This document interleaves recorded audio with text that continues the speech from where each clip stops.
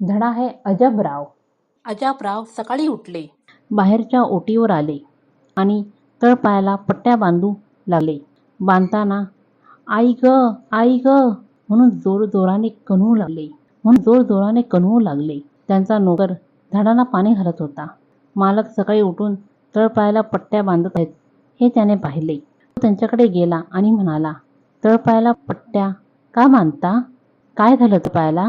अजबरावांनी चेहरा खूपच गंभीर केला. नोकर अधिकच घाबरला.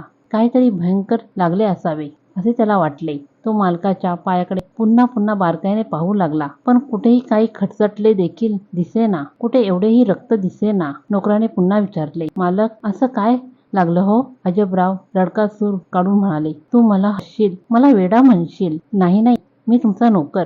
मी तुम्हाला कसा वेडा म्हणेन? मला तुमच्या इतका शहाणा दुसरा कुणी कधी आढळलाच नाही. सांगा, काय लागलं पायाला? अजबरावांच्या डोळ्यात पाणी आले. हाताने खिळ्याचा आकार दाखवत ते म्हणाले, माझ्या पायात एवढा मोठा खिळा रुतला रे. एवढा मोठा खिळा? बाप रे. पण तो केव्हा रुतला? रात्री. रात्री? रात्री कुठे गेला होता तुम्ही? कुठं नाही रे, झोपलो होतो. मग एवढा मोठा खिळा कुठं रुतला? स्वप्नात.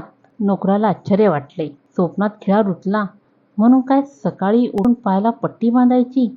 हा वेडेपणा आहे. तरी पण नोकर मालकापेक्षाही अधिक कळवळला.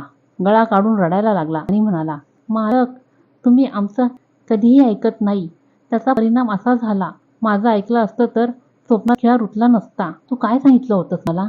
झोपताना पायात जोडे घालत जा म्हणून.